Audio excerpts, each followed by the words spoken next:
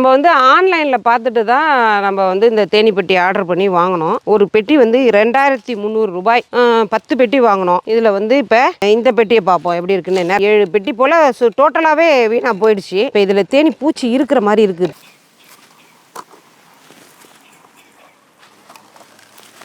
இருக்குது இதில். இப்போ தான் இதுலேயும் அடை கட்டுது. நமக்கு வந்து நம்ம ஒரு பெட்டி வாங்குறப்ப இதனுடைய வந்து பராமரிப்பு முறைகள் எல்லாமே அவங்க சொல்லி கொடுக்கணும். பட் எதுவுமே சொல்லி கொடுக்கல.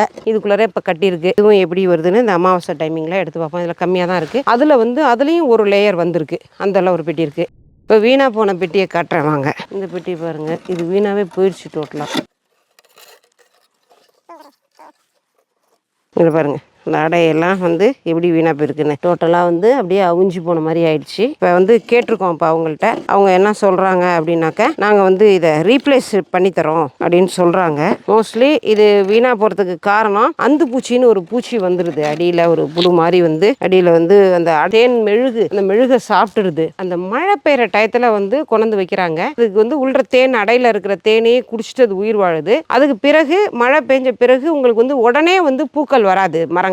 அதுக்கப்புறம் இலைகள் எல்லாம் கொட்டி போய் பழுத்து கொட்டும். எல்லா இலையும் இலையுதிர் காலம் மாதிரி கொட்டும். அதுக்கு பிறகு இலைகள் துளுத்து அதுக்கு பிறகு தான் உங்களுக்கு வந்து மலர்கள் வரும். அப்போ வந்து அந்த 3 மாத காலம் அந்த கேப்ல வந்து அது என்ன செய்யும் அப்படிங்கிறது தெரியல. நாங்கள் என்ன பண்ணோம், எங்களுக்கு வேற ஒருத்தவங்க சொன்னாங்க, இதுக்கு வந்து நீங்கள் சக்கரை தண்ணியை கரைச்சி ஊற்றி வச்சிங்கன்னா அது வந்து இந்த பசி இல்லாமல் இல்லைன்னா செத்து போயிடும். பாருங்க, இதில் வந்து இது இவ்வளோ உயரத்துக்கு கல் அடுக்கி இந்த இதில் வந்து ஒரு வாய் இருக்கும். இந்த இடத்துல வந்து சர்க்கரையை திக்காக கரைச்சி கொண்டு வந்து இதில் வச்சிருவோம். கொண்டு வந்து அந்த சக்கரை தண்ணியை வச்ச அட்டே செகண்ட் வந்து மொச்சிடும் அப்படியே. அதாவது தேனி பூச்சியை உயிர் காப்பாற்றுறதுக்காக அதை நீங்கள் வைக்கணும் அப்படின்னு இன்னொருத்தவங்க சொன்னாங்க.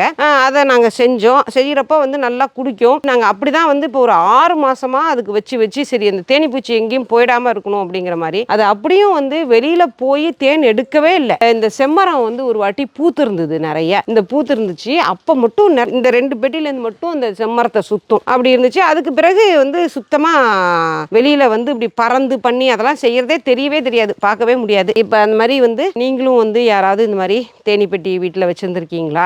இதில் வந்து உங்களுக்கு வந்து என்ன மாதிரி அனுபவங்கள் இருந்திருக்கு அப்படிங்கிறத வந்து கமெண்ட்ல சொல்லுங்க. இல்லை நாங்கள் தான் சரியாக பராமரிக்கலையா என்னங்கிறது எனக்கு தெரியல. நீங்களும் இதில் தேனி பெட்டி பராமரிப்புகள் தெரிஞ்சால் வந்து கமெண்ட்ல சொல்லுங்க. எல்லாருமே தெரிஞ்சுக்கலாம்.